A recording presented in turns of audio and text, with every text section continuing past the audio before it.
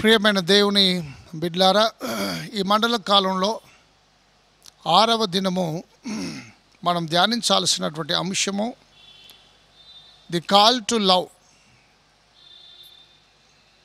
ప్రేమించుటకు పిలువబడితిమి అనే అంశం మనం ధ్యానిస్తున్నాం. చిన్న ప్రార్థన చేసుకుందాం. మా మంచి కాపరి, మా ప్రియ పరలోకపు తండ్రి, మేమొకరినొకరు ప్రేమగా ఉండుటకు నువ్వు పిలిచినటువంటి దేవుడు. ఈ ప్రేమ గూర్చి మేము ధ్యానం చేయుచుండగా నీ పవిత్రాత్మను మాకు తోడుగా ఉంచుమని మా ప్రభువును ప్రియ రక్షకుడు నాయన యేసు ప్రభు యొక్క శ్రేష్టమైన నామముననే ప్రార్థించి వేడుకొనుచున్నాము తండ్రి. ప్రభునందు ప్రియమైన వార్లారా, మండల కాలంలో ఆదివారం మినహాయించి 6వ దిన ధ్యానం కాల్ టు లవ్, మనం ప్రేమించుటకు పిలువబడ్డామనే అంశము ధ్యానం చేస్తున్నాం. ప్రతిదినము మనం ధ్యానించే అంశము మన జీవితాల్లో అన్వయించుకోవలసినటువంటి అవసరమైంది. బైబిల్ గ్రంథం బోధించేటువంటి ప్రాముఖ్యమైన సత్యం ఏంటంటే, దేవుడు ప్రేమ స్వరూపి, ప్రేమ లేనివాడు దేవుని ఎరగడు అని వాక్యము సెలవిస్తుంది. దేవుడు ప్రేమ స్వరూపి, ఆయన స్వరూపమే ప్రేమయ్య ఉన్నది. God is love and love is God. ఆయన ప్రేమనే దేవుడు, దేవుడే ప్రేమ. అది ఆయన నేచర్, ఆయన స్వభావము అని నేను మీకు జ్ఞాపకం చేస్తున్నాను. ఆయన ప్రేమ గల దేవుడు, ప్రేమామయుడైన దేవుడు, ఆయన బిడ్డలమైన మనల్ని కూడా ప్రేమించుట కొరకు పిలిచి ఉన్నాడు. కాబట్టి మనము ద్వేషించడానికి పిలువబడలేదు, కానీ ఒకరినొకరము ప్రేమించుటకు పిలువబడ్డాం. బైబిల్ గ్రంథం బోధించే ప్రాముఖ్యమైన విషయం ఏంటంటే పరిశుద్ధ పౌలు కొరింథీయులకు రాసిన మొదటి పత్రిక 13వ అధ్యాయం మనమందరము తెలిసినటువంటి విషయమే. మనుషుల భాషలతోనూ దేవదూతల భాషలతోనూ నేను మాట్లాడినను, ప్రేమ లేని వాడనైతే మ్రోగెడు కంచును గనగనలాడు తాళమునయుందును. ప్రవచించు కృపావరము కలిగి మర్మములన్నీ జ్ఞానమంతయు ఎరిగిన వాడనైనను, కొండలను పెకిలింపగల పరిపూర్ణ విశ్వాసం గలవాడనైనను, ప్రేమ లేని వాడనైతే నేను వ్యర్థుడను. బీదల పోషణ కొరకును ఆస్తి అంతయు అప్పగించినను, కాల్చబడుటకు నా శరీరము అప్పగించినను, ప్రేమ లేని వాడనైతే నాకు ప్రయోజనమేమీ లేదు.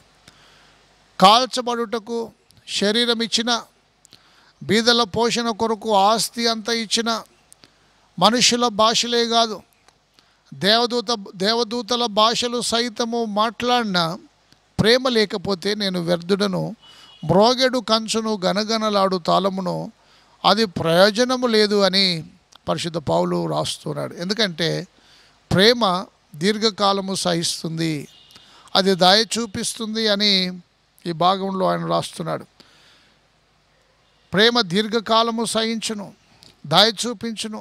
ప్రేమ మత్సరపడదు, ప్రేమ డంబముగా ప్రవర్తింపదు, అది ఉప్పొంగదు, అమర్యాదగా నడవదు, స్వప్రయోజనమును విచారించుకొనదు, త్వరగా కోపపడదు, అపకారమును మనసులో ఉంచుకొనదు, దుర్నీతి విషయమై సంతోషపడక సత్యమునందు సంతోషించును. దేవుని ప్రియమైన బిడ్డలారా, ప్రేమ అన్నిటికంటే శ్రేష్టమని పరిశుద్ధ పౌలు రాస్తున్నాడు. కాగా విశ్వాసము, నిరీక్షణ, ప్రేమ, ఈ మూడును నిలుచును, వీటిలో శ్రేష్టమైనది ప్రేమయే. దేవుడు ప్రేమ స్వరూపి. బిల్లీ గ్రహం గారు చెప్పినటువంటి మాట నేను మీకు జ్ఞాపకం చేస్తున్నాను. Bible is the God's love letter to this world. Bible గ్రంథం అనేది దేవుడు మానవాళికి రాసినటువంటి ప్రేమలేఖ. దేవుడు మనల్ని ఎంతగా ప్రేమించినాడంటే, ఆయన ప్రాణము పెట్టునంతగా మనల్ని ప్రేమించి ఉన్నాడు. ఆయన చివరి రక్తపు బొట్టు వరకు సిలువలో కార్చునంతగా మనల్ని ప్రేమించి ఉన్నాడు. ఆయన ప్రేమ స్వరూపి. అందుకే బైబిల్ గ్రంథం బోధించే విషయం ఏంటంటే, ఒకడు దేవుని ప్రేమిస్తున్నానని చెప్పి తన పొరుగువాడిని ద్వేషించువాడు అబద్ధికుడు అని వాక్యము సెలవిస్తూ ఉంది. మన పొరుగువారిని ద్వేషిస్తూ మనం దేవుని ప్రేమించినామని చెప్పుకోవడం అబద్ధమని వాక్యం సెలవిస్తుంది. ఎందుకంటే కనబడిన మనుష్యుని ప్రేమించలేనివాడు కనబడని దేవుని ప్రేమించలేడు.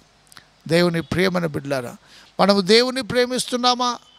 అయితే మన సహోదరులను ప్రేమింపబద్ధులమై ఉన్నాం, మన పొరుగు వారిని ప్రేమింపబద్ధులమై ఉన్నాం. ఎంతవరకు యేసు ప్రభు బోధించినాడంటే, మీరు పరలోకమందున మీ తండ్రికి కుమారులు అనబడినట్లు మీ శత్రువులను ప్రేమించండి. మీ శత్రువు ఆకలి కొని ఉంటే వానికి ఆహారం పెట్టండి, దప్పికొని ఉంటే దాహం ఇవ్వండి. ఎంతగా ప్రేమ అంటే పొరుగువారినే కాదు, ఎంత పెద్ద శత్రువు అయినా ఆ శత్రువును సైతం ప్రేమించాలి అని యేసుక్రీస్తు ప్రభు మాట మనం జ్ఞాపకం చేస్తున్నాం. దేవుడు సైతము ఆయన కలువరి సిలువలో ఆయన తన ప్రాణం అర్పిస్తూ, తండ్రి వీరేమి చేయుచున్నారో వీరెరుగురు గనుక వీరిని క్షమించమన్నాడు. ఆ క్షమాపణ అనే అంశాన్ని అంత అత్యున్నతమైన స్థాయికి తీసుకొని పోయినటువంటి ప్రభువును మనం వెంబడిస్తున్నాం. దేవుని ప్రేమను బిడ్డలారా, ఈ ప్రేమలో క్షమాపణ దాగి ఉంది. మీరు ఒకరినొకరు ప్రేమింపబద్ధులై ఉన్నారు. బైబిల్ గ్రంథంలో యోహాను సువార్తలో ప్రభు చెప్పినటువంటి మాట నేను మీకు జ్ఞాపకం చేస్తాను. యోహాను సువార్త 15వ అధ్యాయం దయచేసి 12వ వచనం. నేను మిమ్మల్ని ప్రేమించిన ప్రకారము మీరు ఒకరినొకడు ప్రేమింపబడుటయే నా ఆజ్ఞ.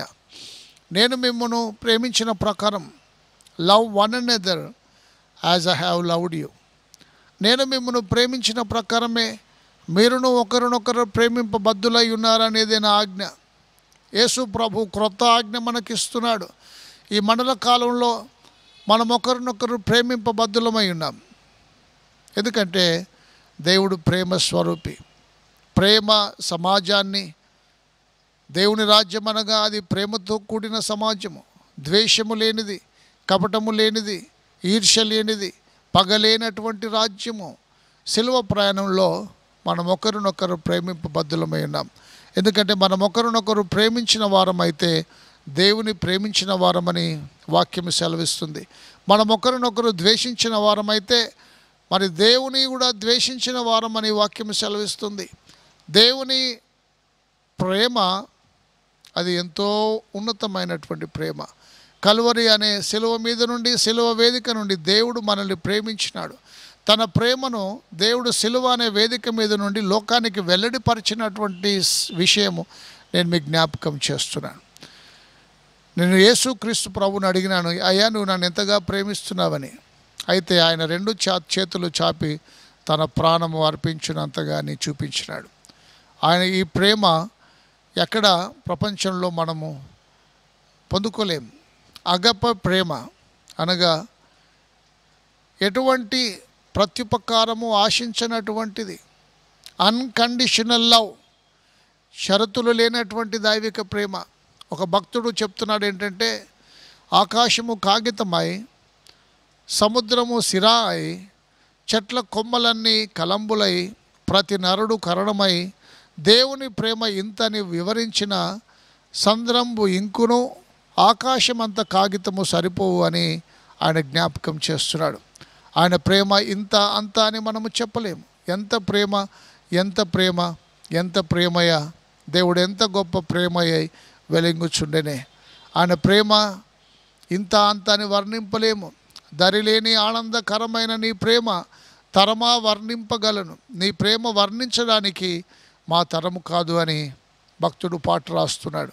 దేవుని ప్రియమైన బిడ్డలారా, దేవుని ఈ మార్గములో బిడ్డలుగా ఉన్నామనంటే ఒకరినొకరు ప్రేమింపబద్ధులమై ఉన్నామని ఈ మండల కాలంలో మనం ప్రేమను పంచి ప్రేమించి ఎవరినైనా ప్రేమించగలిగే ఆ మనస్సు కలిగి జీవించటకు ప్రభు తన కృప దయచేయును గాక. ప్రార్థన చేద్దాం. మా మంచి కాపరి, మా ప్రియ పరలోకపు తండ్రి, నీ పరిశుద్ధమైన పాదాలకు వందనాలు, స్తోత్రాలు చెల్లిస్తున్నాం. నీవు ప్రేమ స్వరూపి, ప్రేమ లేనివాడు నిన్నెరగడు. నాయన, మేమొకరినొకరు ప్రేమింపవలనని నీవు ఆజ్ఞ ఇచ్చి ఉన్నావు. మా శత్రువులను సైతము ప్రేమించగల మనసు మాకు అనుగ్రహించి నడిపించుమని మా ప్రభు అయిన యేసుక్రీస్తు యొక్క శ్రేష్టమైన నామమున ప్రార్థించి వేడుచున్నాము తండ్రి. ఆమెన్.